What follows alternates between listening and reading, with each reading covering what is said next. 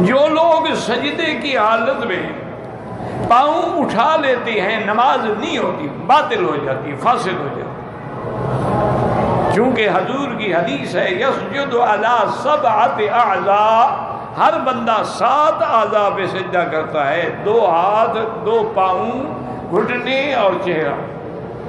اگر ان میں سے کسی ایک کو بھی آپ نے اٹھا لیا تو 7 نہ رہے، جب 7 نہ رہے سجدہ نہیں ہوا، سجدہ نہ ہوا، نماز ہی نہیں ہوئی۔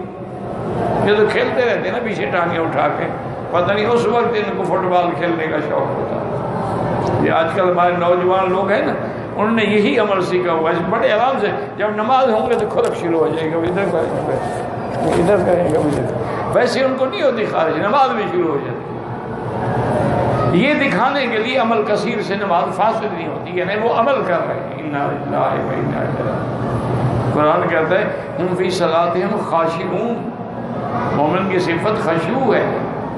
حضور نے دیکھا کہ ایک صحابی نے نماز میں ایسے داڑھی کو ایسے ہاتھ کیا، اور میں لو خشع قلبہ خشع الجوارح، اگر اس کے دل میں خشوع ہوتا تو اس کے ہاتھوں میں بھی خشوع ہوتا، یہ داڑھی سے نہ کھیلتا۔ آج کل تو جناب غترے سے کھیلتے ہیں، روال بناتے رہتے ہیں، ماشاءاللہ جوال نکال کے یہ بھی دیکھ لیتے ہیں کال کس کی ہے، تاکہ کوئی ارجنٹ کال نہ ہو نا۔ انا للہ و انا الیہ راجعون، ولا نقول الا لا حول ولا قوة الا باللہ العلی العظیم۔